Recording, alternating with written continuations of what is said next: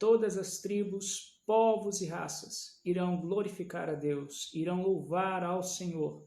Povos, pessoas de toda tribo, língua e nação serão reunidos num só lugar e declararão a glória do Cordeiro que venceu, da glória do Leão de Judá, a raiz de Davi, Jesus Cristo, o Senhor. Nós vamos para o momento da palavra. Eu quero já pedir a você que abra sua Bíblia para acompanhar a exposição bíblica da palavra do Senhor, a exposição da palavra de Deus, a palavra que nos dá vida, que nos alimenta, que nos nutre e que nos sustenta na caminhada cristã, a palavra que nos ensina tudo que precisamos para a prática das boas obras, para viver piedoso, um viver que agrada a Deus e que nos santifica, nos purifica, nos fortalece. E é espada do Espírito na luta contra a carne, contra o diabo, contra o pecado. E que Deus usa da sua palavra para vivificar a sua igreja, sustentar a sua igreja. Vamos orar e logo iremos para o texto. Bendito Deus e Pai, aqui reunidos em Teu nome, ainda que distantes uns dos outros, queremos pedir a iluminação do Teu Santo Espírito, que esteja com cada pessoa que está assistindo esse vídeo, seja da congregação, outro convidado, as pessoas que estão acompanhando online essa transmissão, desse momento de adoração ao Senhor e que estão acompanhando ainda distantes uns dos outros. Ó Deus, da Tua igreja, que o Senhor abençoe a Tua igreja onde quer que ela esteja, que todos sejam edificados e que os ouvintes que não conhecem ao Senhor sejam tocados pela mensagem do Teu Evangelho, transformados pela Tua graça, pelo Teu Santo Espírito, em o nome de Jesus Cristo. Rogamos, portanto, nesse momento que o Senhor abra o nosso entendimento. Nós entregamos cativos os nossos pensamentos, os nossos corações ao Senhor e pedimos, ó Deus, opera a Tua graça em nós, trabalha no nosso coração, que sejamos submissos à Tua palavra, em o nome de Jesus Cristo. Amém. Muito bem, meus irmãos e meus amigos, o texto, nós vamos continuar a exposição, estamos numa série de mensagens na primeira carta do apóstolo Pedro. Eu quero convidar você a abrir, portanto, sua Bíblia em 1 Pedro. Nós vamos continuar hoje no capítulo 3, a partir do verso 1 até o verso 7. Esse é o nosso texto dessa noite, do verso 1 ao verso 7 do capítulo 3. Antes de nós lermos, eu vou fazer um pouco diferente. À medida que nós formos lendo os textos, lendo o versículo, expondo, nós vamos lendo os versículos. Não vou fazer hoje, como faço sempre, ler o texto todo, mas à medida que nós formos expondo cada parte, nós vamos lendo as partes do texto. A título de introdução, eu preciso relembrar aos irmãos, e é necessário que nós sejamos relembrados a razão por que Pedro está escrevendo esta carta. Pedro escreve essa carta para encorajar esses irmãos que estão espalhados por diversas partes do mundo, para que eles permaneçam firmes na graça de Cristo Jesus em meio às provações e às suas dificuldades. Pedro roga a eles que, por causa da grande salvação realizada por meio de Jesus Cristo e aplicada nos corações dos que creem pelo Espírito Santo na regeneração ou no novo nascimento, na pregação do Evangelho, os eleitos de Deus, os crentes em Jesus, são chamados a uma vida de obediência à palavra de Deus e, portanto, ao próprio Deus. Pedro mostra que a herança da vida eterna desemboca numa vida santa aqui e agora.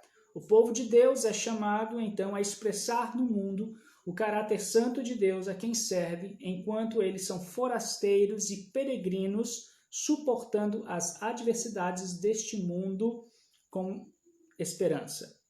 O crente em Jesus, ele deve irradiar a luz de Deus que o tirou das trevas e o levou para a sua luz.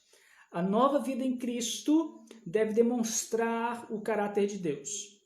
Nas duas sessões anteriores, nós vimos que o crente em Jesus, por ter uma nova vida dada por Deus, o seu comportamento e os seus relacionamentos devem expressar essa nova vida que ele recebeu de Jesus Cristo. Portanto, assim, eles devem se submeter às autoridades constituídas, capítulo 2, versículo 13. Eles devem usar da liberdade que eles têm no Evangelho com responsabilidade, amando seus irmãos e honrando as autoridades, capítulo 2, versículos 16 a 17.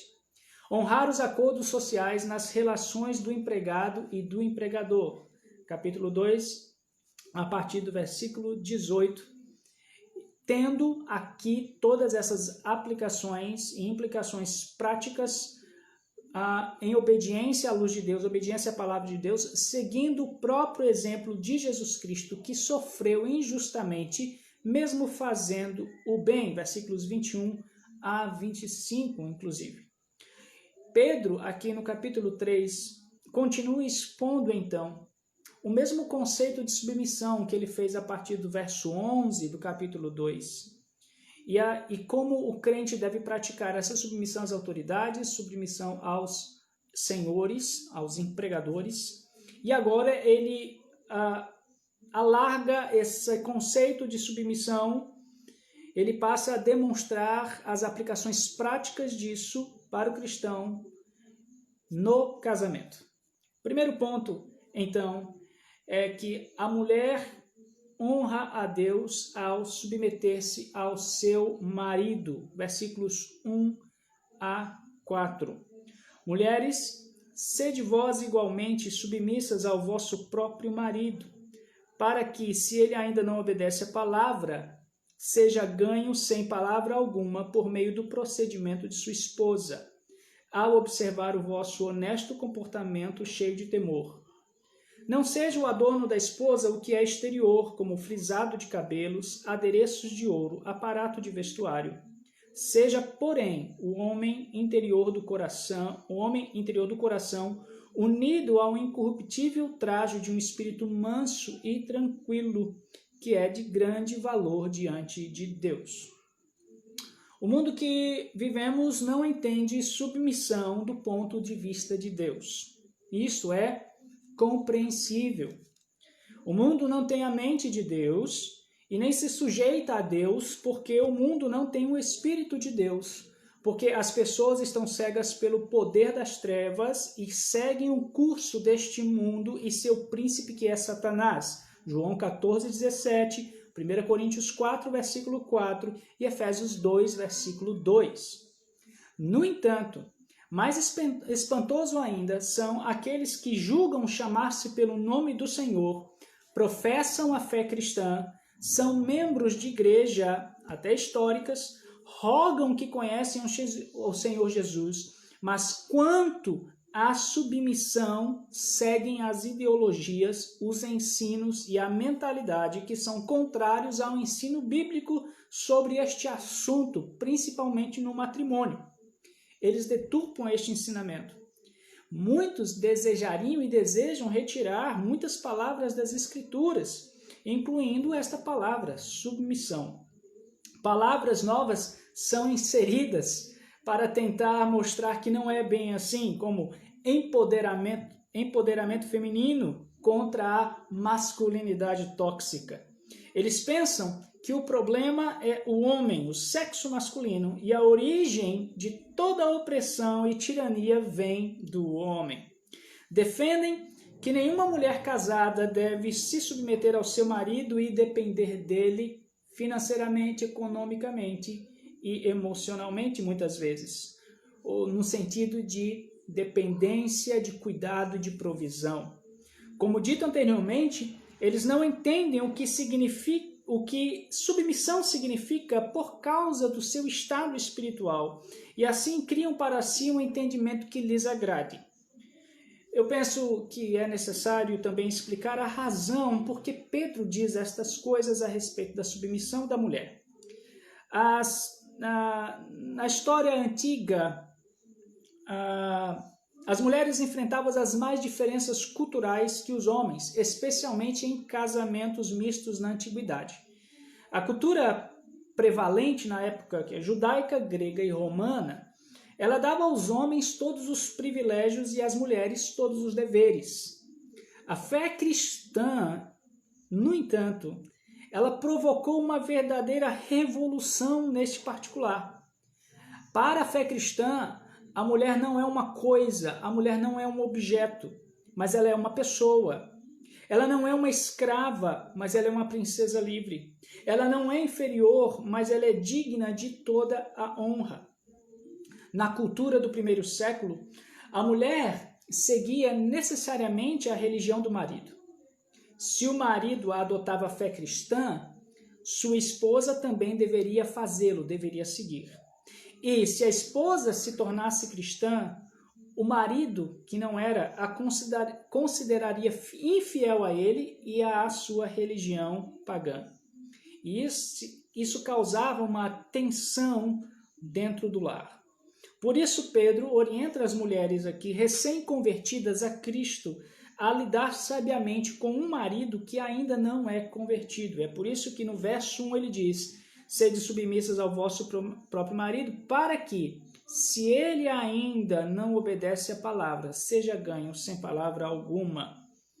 A mulher nascida de novo do Espírito, a mulher regenerada pelo poder de Deus e transformada, deseja obedecer e agradar ao seu Senhor Jesus em tudo, inclusive nessa área. Em outras palavras, se você reverencia Cristo, se você está em Cristo, você deseja o honrar e o agradar, e, portanto, o cristão deve ser uma pessoa que se submete. Em primeiro lugar, é necessário dizer que Pedro se dirige aqui, obviamente, à mulher cristã casada. Ele diz que a mulher cristã casada deve ser submissa ao seu marido. A palavra submissão vem de um termo que significa estar debaixo de uma hierarquia. O termo vem de uma palavra composta no grego chamado hipotasso.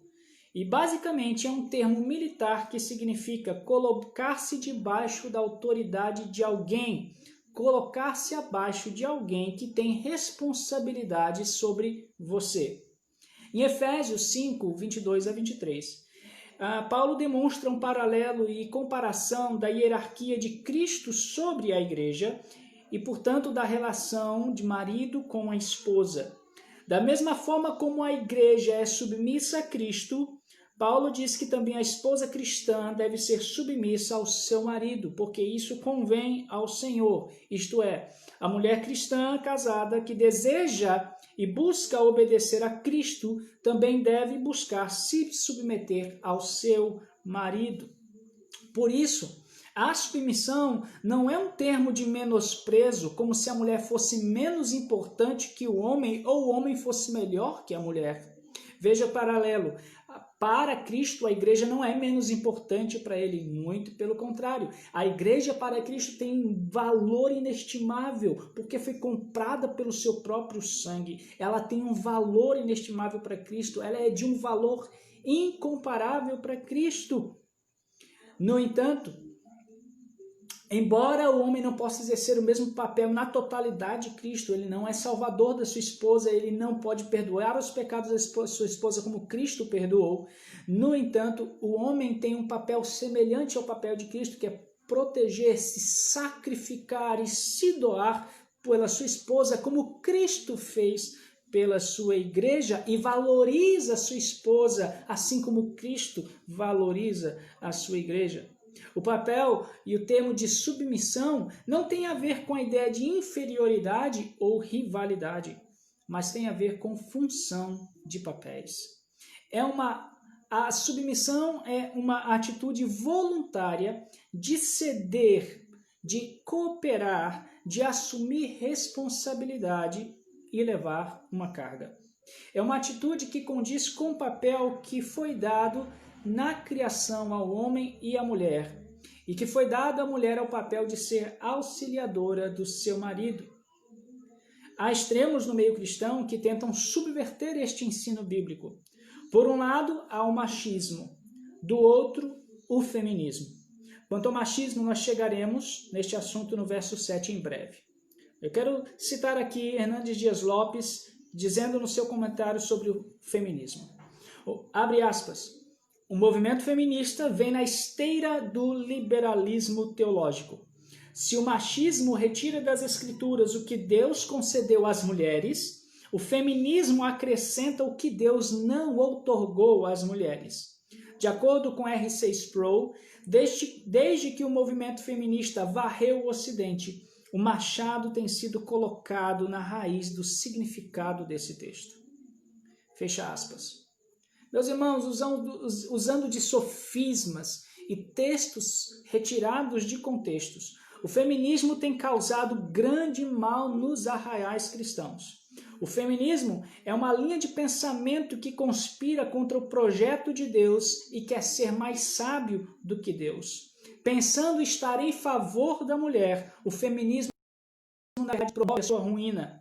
O feminismo fragiliza a mulher, põe a família numa rota de colisão e ainda se volta contra Deus, insurge-se contra Deus. É necessário dizer, mais uma vez, as mulheres têm direitos e deveres na sociedade. As mulheres são importantíssimas na sociedade, elas têm inestimável valor. A mulher também foi criada à imagem de Deus e ela, sendo cristã, ela é herdeira da mesma salvação e da graça em Cristo Jesus. No entanto, o feminismo fecha os olhos para o ensino do valor da mulher nas Escrituras e o ensino da submissão da mulher no lar e levanta-se contra a ordem estabelecida pelo Criador. A verdade é que o ensino sobre submissão não é de importância, mas o ensino da submissão é sobre papéis, como já foi dito.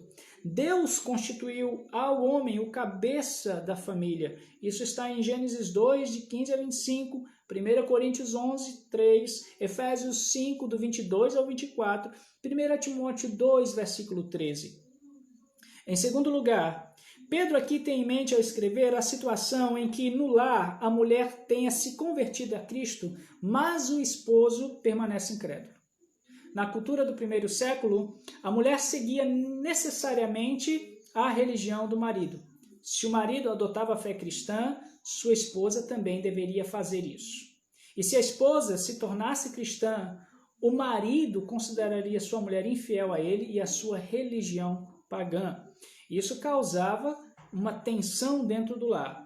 Por isso, Pedro aqui está orientando, caso essas mulheres sejam cristãs e os seus maridos não, como devia ser seu comportamento. Pedro orienta aqui as irmãs a que elas saibam lidar sabiamente com o marido ainda não convertido.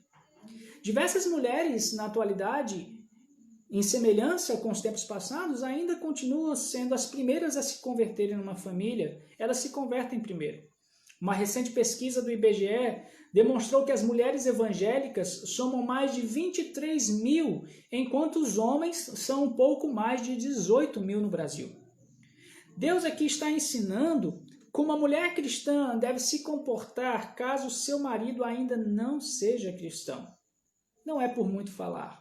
Provérbios 19, 13 diz que a esposa briguenta é irritante como uma goteira. Você já teve uma goteira pingando sem parar? É esse paralelo que Pedro está fazendo, essa comparação. A submissão da esposa ao marido é um testemunho eficaz. Ela fala mais alto que discursos. A vida exemplar é melhor que palavras. O mais eficiente método de evangelização dentro do casamento é o testemunho irrepreensível. Em terceiro lugar, Pedro ensina que a beleza da mulher cristã se dá muito mais pelo seu caráter do que por sua beleza e embelezamento exterior. Observe novamente versos 1, 2, 3 e 4, finalzinho do verso 1. Para que ele, se ainda não obedece à palavra, seja ganho sem palavra alguma por meio do procedimento de sua esposa, ao observar o vosso honesto comportamento cheio de temor. Não seja o adorno da esposa o que é exterior, como frisado de cabelos, adereços de ouros, aparato de vestuário. Seja, porém, o homem interior do coração, unido ao incorruptível trajo de um espírito manso e tranquilo, que é de grande valor diante de Deus. Então, Pedro ensina aqui que a beleza da mulher cristã se dá muito mais pelo seu caráter do que por sua beleza e embelezamento exterior. As mulheres ricas do primeiro século gastavam seu tempo em coisas fúteis e muitas delas investiam toda a sua energia em cuidar da beleza exterior, relegando a uma posição de descaso o cultivo da beleza interior. Pedro chama a atenção das mulheres cristãs para não imitarem esse modelo. E claro que com isso, Pedro aqui, é bom dizer isso, que Pedro não está incentivando as mulheres cristãs a serem relaxadas com a sua apresentação pessoal. Longe de ser uma proibição para o cuidado estético, ou que a mulher não deve buscar se cuidar, Pedro demonstra que a beleza cristã ela é oposta aos valores humanos do que significa beleza. A Escritura em 1 Timóteo 2, de 9 a 10, diz: quero que as mulheres tenham discrição em sua aparência, que usem roupas decentes e apropriadas, sem chamar atenção pela maneira como arrumam o cabelo ou por usarem ouro, pérolas ou roupas caras. Pois as mulheres que afirmam ser devotas a Deus devem se embelezar com as boas obras que praticam. Minhas amadas irmãs, vejam como este texto está em acordo com o ensino de 1 Pedro 3, versículos 3 e 4 que nós estamos expondo nessa noite. O que embelezará a sua vida, minha irmã, e o seu casamento, demonstrando a sua nova vida em Cristo, será a sua conduta. Não é por muito falatório, mas sim por meio do seu caráter. Não é pela argumentação, mas por atitudes como submissão, compreensão, amor, bondade, paciência, por um espírito manso e tranquilo, que é tão precioso para Deus. Não é por enfeites ou arrumação dos cabelos, mas virtudes que devem ser buscadas e perseguidas por você, porque isso é fruto do Espírito Santo. A nova vida em Cristo não fará com que a mulher cristã deixe de se arrumar, mas fará com que ela se preocupe muito mais ainda com a sua vestimenta, com suas joias, com o que ela usa, como ela se adorna, como ela se enfeita para o seu marido. E pensando à luz da palavra, o que agrada ao Senhor, se o que ela está usando, como ela está se vestindo, se honra o Evangelho, se agrada a Deus, se honra a nova vida em Cristo Jesus. Deve haver, então, um equilíbrio entre a beleza externa e a beleza interna, sempre com mais atenção àquilo que importa para Deus. Segundo ponto, a mulher cresce em obediência e amadurecimento ao imitar as mulheres santas do passado. Versículos 5 a 6. Vamos ler o versículo 5 e 6. Pois foi assim também que a si mesmas se ataviaram outrora as santas mulheres que esperaram em Deus, estando submissas a seu próprio marido, como fazia Sara, que obedeceu a Abraão, chamando-lhe Senhor, da qual vós vos tornastes filhas, praticando o bem e não temendo perturbação alguma. Tem havido falta de padrões e exemplos no mundo cristão para serem seguidos e imitados, devemos reconhecer isso. Ou há uma fonte muito escassa ainda. As pessoas ficam muito perdidas em quem ouvir e em quem buscar para imitar. Os valores têm sido subvertidos, mal entendidos e muitas vezes adulterados. E infelizmente, é triste notar como muitas mulheres, jovens ou mais velhas, solteiras ou casadas, tem buscado imitar padrões que não se aliam com a palavra de Deus e com exemplos de santos do passado. Ao demonstrar como é a mulher cristã e seu comportamento no casamento, o apóstolo Pedro demonstra exemplos a serem seguidos. Ele diz que foi desta maneira que as mulheres piedosas e devotas a Deus se comportaram e se ataviaram. Versículo 5. Pois foi assim também que a si mesmas se ataviaram outrora as santas mulheres que esperavam em Deus, estando submissas a seu próprio marido. A palavra ataviar aqui vem do grego kosmeo, que significa ornamentar, embelezar. Foi assim que as mulheres do passado que confiavam em Deus viveram. O que embelezava a sua vida era a sua confiança em Deus, a sua fé resoluta, a sua confiança em Cristo. E por causa disso, o modo como elas viviam embelezavam sua vida. Veja como Pedro demonstra como eram as mulheres santas do passado. Elas confiavam em Deus e eram submissas a seu próprio marido. Fim do versículo 5. Estando submissas ao seu próprio marido. A mulher cristã, ela não deve copiar os padrões de beleza e comportamentos diferentes dos valores de Deus. Ela deve copiar bons exemplos de mulheres cristãs, piedosas, devotas, que saibam se arrumar e que também tenham comportamentos que honrem a Deus. Terceiro ponto. O homem honra a Deus amando a sua mulher. Versículo 7. Maridos, vós igualmente vivei a vida comum do lar com discernimento, e tendo consideração para com a vossa mulher como parte mais frágil. Tratai-a com dignidade, porque sois juntamente herdeiros da mesma graça de vida, para que não se interrompam as vossas orações. Na esteira do casamento cristão, Pedro não fala apenas da esposa, não fala apenas da mulher, mas também fala com os homens. Não há dois pesos e duas medidas aqui. Não há dois pesos e duas medidas quanto ao trato do papel do governo e do cidadão, do patrão e do empregado, do marido e da mulher, dos pais e dos filhos. A submissão da esposa não dá ao marido o direito de ser rude, tirano, malvado. O uso do termo igualmente aqui, quando Pedro usa tanto para mulheres quanto a homens, no versículo 1 e no versículo 7, está direcionado de semelhante forma aos maridos, que revela que longe de a submissão da esposa ser uma base, uma plataforma confortável, que possa permitir ao homem explorar a mulher, na realidade, a submissão da mulher permite ao homem ele dar a confiança de que ele seja servo da sua esposa, para que ele que seja um campo de serviço para a sua esposa. A submissão é uma plataforma que a mulher pavimenta para que o marido possa servir a esposa. Ao dizer igualmente, então, para os homens, Pedro está se referindo a que da mesma forma como a mulher cristã casada deve honrar a Deus por meio da submissão ao seu marido, o marido cristão deve honrar a Deus por cuidar da sua esposa e amá-la. O ensino deturpado, o entendimento decorrente disto é o machismo.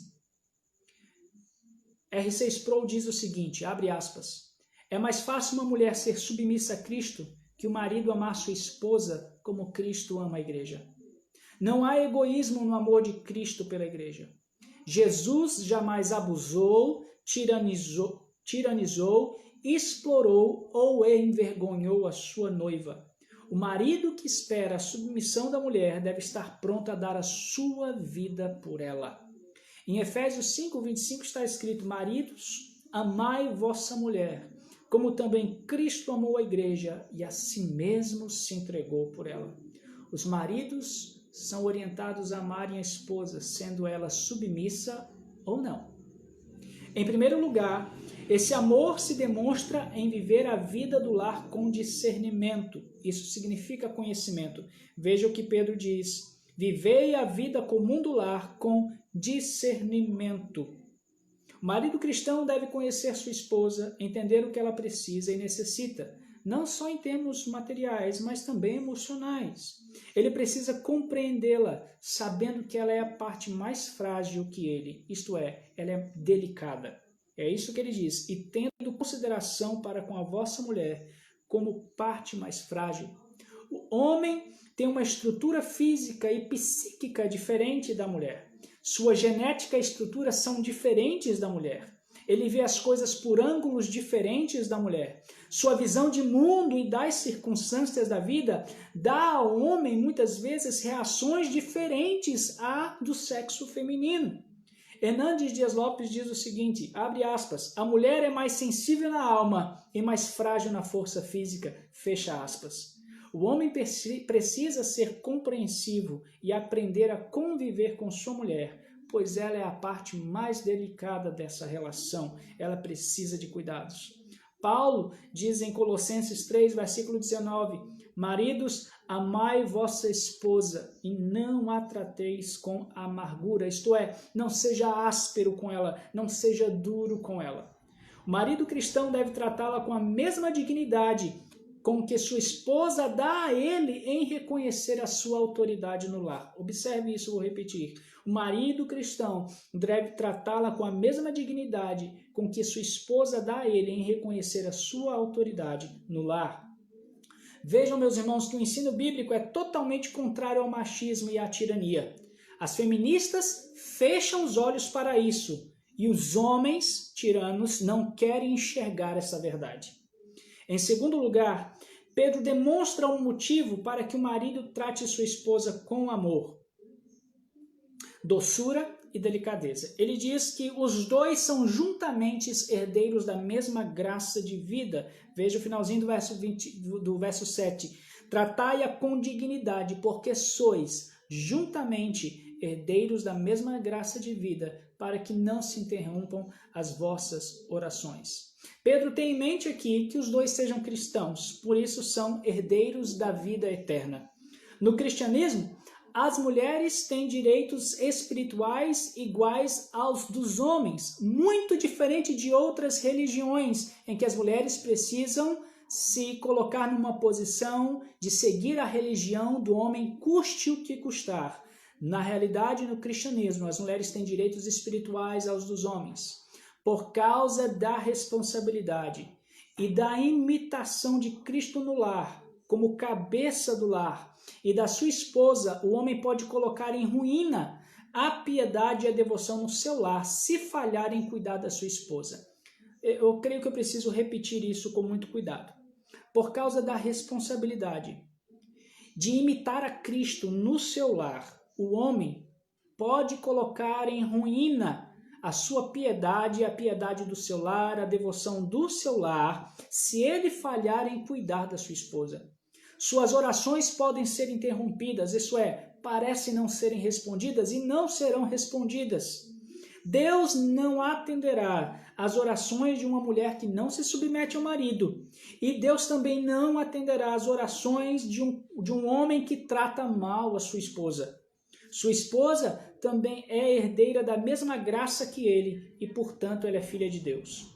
O lar e o matrimônio deve servir como uma figura do relacionamento entre Cristo e a igreja.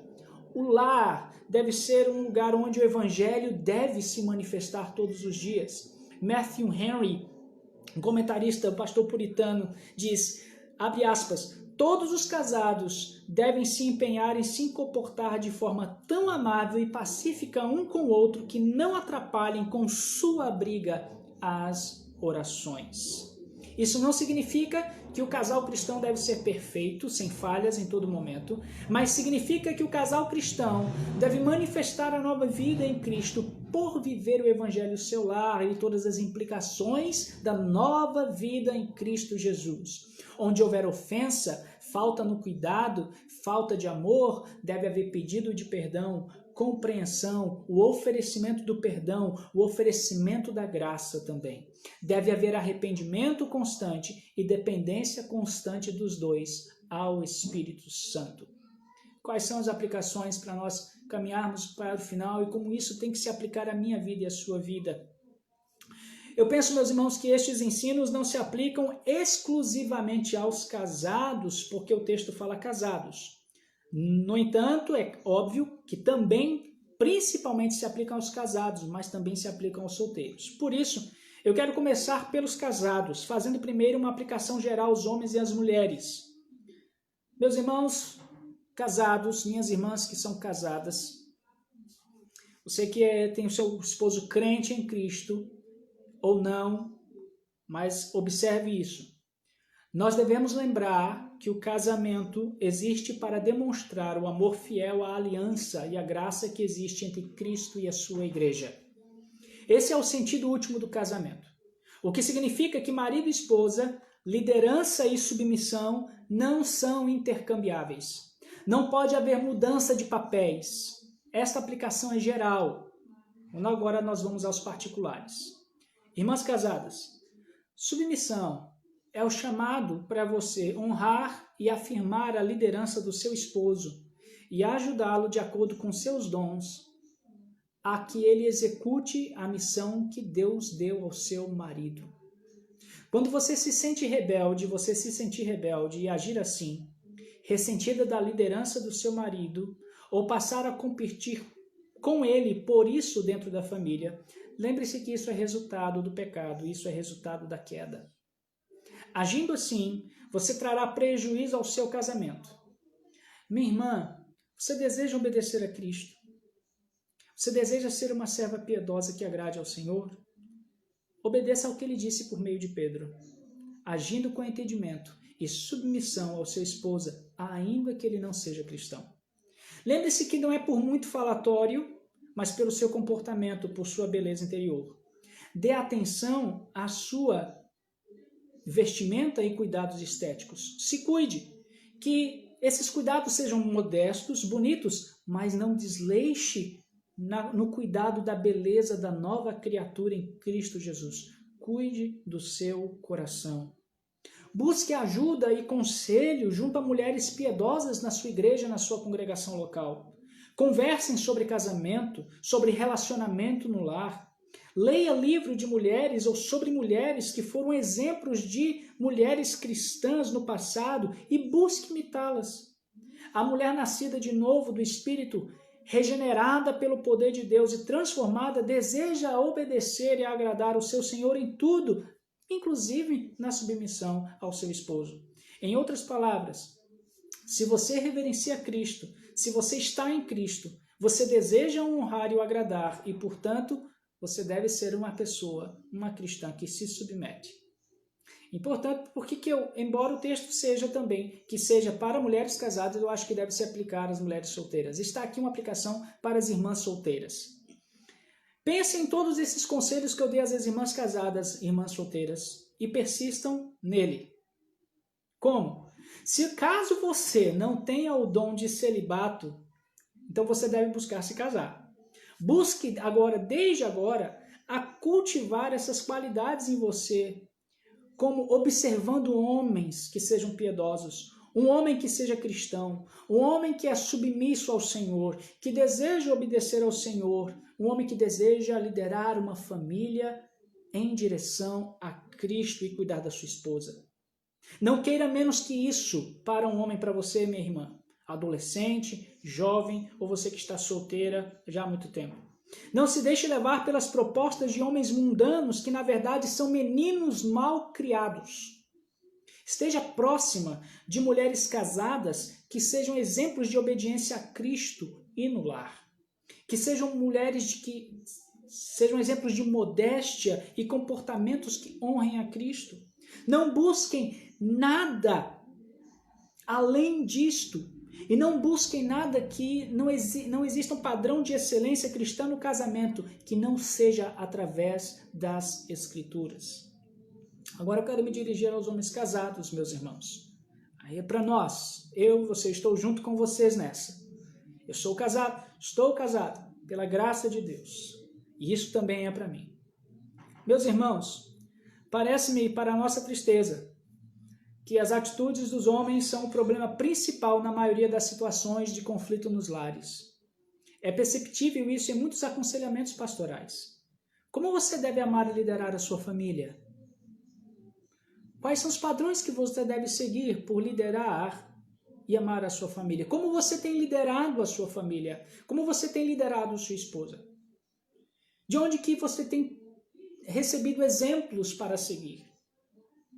O exemplo do homem cristão vem de Cristo. Ele é o exemplo para isso.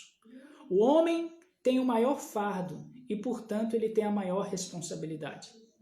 Nós devemos lembrar que liderança é o chamado divino para o marido assumir a sua responsabilidade primária por direcionamento servil como o de Cristo.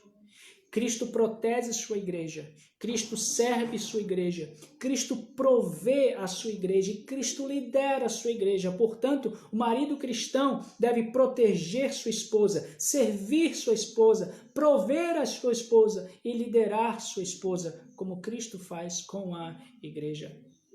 Quando os maridos passam a agir de modo egoísta, áspero, rude, dominador, violento ou cruel, eles devem se dar conta que tudo isso é resultado da queda, do pecado em seus corações. E se eles permanecerem assim e não se arrependerem, irão destruir seu casamento se não houver arrependimento e mudança de vida. É o contrário do que Deus planejou para nós, meus irmãos, essa vida.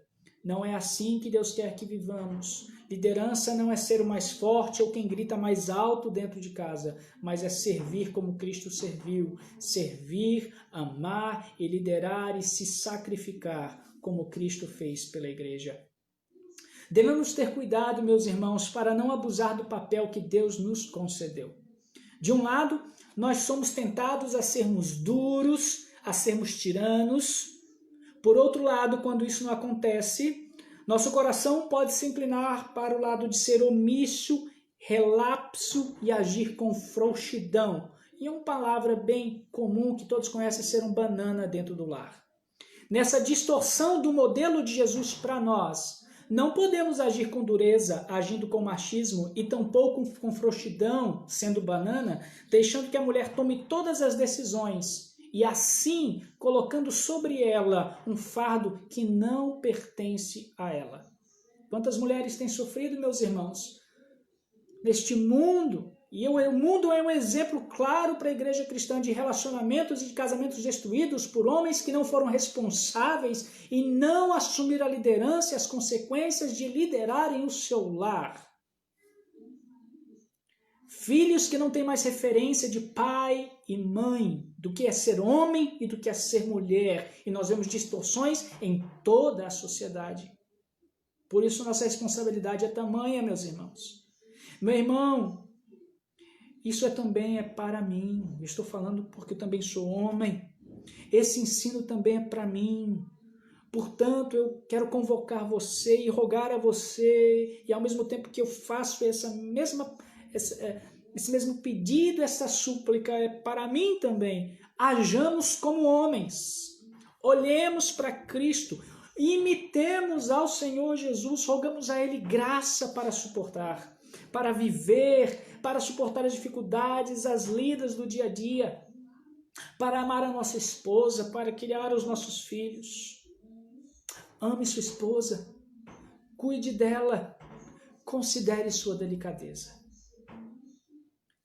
Aos irmãos solteiros, aos homens solteiros, a Bíblia diz que para não abrasar é melhor se casar. E caso você não tenha o dom do celibato, meu irmão, busque alguém para casar. Uma boa coisa você faz. É a melhor coisa que você pode fazer. O casamento é um dom de Deus, uma dádiva dos céus. Busque uma mulher serva de Deus. Busque uma mulher piedosa, crente em Jesus. Não queira menos do que isto. Não olhe para as ofertas das mulheres que não servem a Deus, que dão mais valor à estética externa e por dentro não há beleza alguma. Não olhe para as mulheres cujos padrões de beleza são diferentes dos padrões de beleza de Deus. Lembre-se disto. Olhe para mulheres que estejam dispostas a servir a Deus de todo o coração. Há mulheres que têm muito claro isso em sua mente, que quando casadas deverão seguir o seu marido, se submeter ao seu marido. Não obediência cega e servil, submissão não é isso, mas de acordo com a Bíblia, como nós explicamos aqui hoje. Mulheres que buscam e aceitam obedecer a Deus, tanto a Cristo quanto no lar. Que nós casados, homens e mulheres, e aqueles que desejam casar, honre a Deus e a nova vida em Cristo no casamento. É isso que Pedro está ensinando. Honrando a Deus e a nova vida em Cristo no casamento. Que Deus em Cristo o abençoe. Que Deus em Cristo te faça uma mulher piedosa, um homem piedoso, para a glória do seu nome. Que Deus o abençoe. Se você quiser continuar essa exposição, entender o contexto anterior, assista os outros vídeos na página da Congregação Betel, as outras pregações do mesmo contexto, do mesmo capítulo 2, capítulo 3 de Pedro. É uma série que nós estamos fazendo. Que este ensino permaneça conosco, que nós nos policiemos e rogamos a Deus que nos ajude nessas práticas, em o nome do Senhor Jesus. Que Deus em Cristo abençoe. Até a próxima semana, querendo Deus. Uma boa semana.